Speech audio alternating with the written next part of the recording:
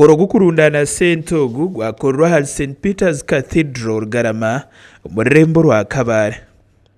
Omukoro ogu Bishop Akanjina yagambira abashomi ngo bwabuganaho n'omubembezi w'ihanga hamwe n'abebembezi b'amadini omu maka g'omubembezi w'ihanga akashaba kubegesa abantu okuturage hamwe n'obusinge hatarimu by'okushorora omu madini hamwe n'enganda.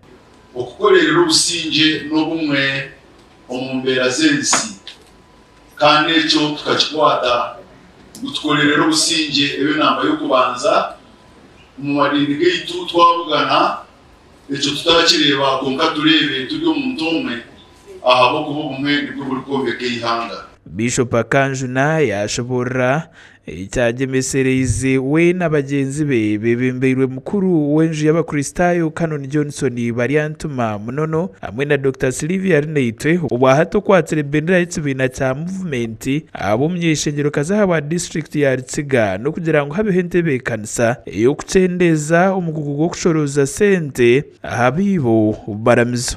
Obuleberezo bumwe kugira ebibya bwayeyamba tukyendeza abishwero n'ebishare nambere ekyombeko ekimwe ekitwayombekire kandi tukamara turiyo nitupevinga kweza kiri All Saints Church kina amaduka 1038 kina n'amaju g'abahereza ekyo twatandikire kubona sente tunejo z'abakazi Women Empowerment Project n'amaju g'okupangisa hari n'imiryango 14 mwene nitujambo twinekanye.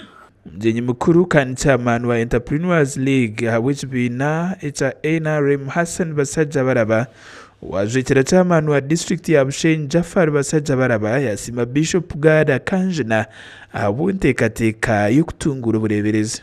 Kabagambira Museveni ekirungunda Bishop nyewe kandi ho n'abantu bakagandesha to musu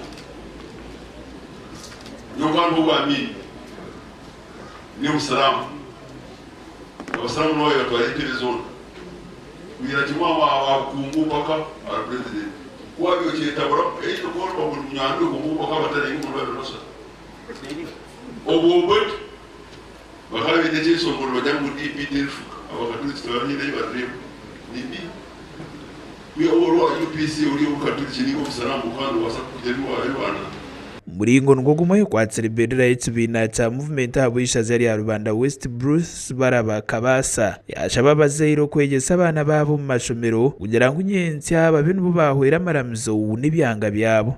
Ngorenda kombeke kanisa nainga kombeke kerezia aletenga kukwatira abaana bato habwokuba nyensa kale nibo bashomi baba bine mushawo ejihuru yolitera eranguha aho kwanje kulitashomire owabira kuzire nkanyamwejendaho kacherere nobire ntari hanuya kugire kinagamba sente ziri kwingana miliyoni 593 n'okushaga mu wuduzo za rundano. Makuru agagasha kwa Jimmy Emmanuel wa Tayari West muri Kabare.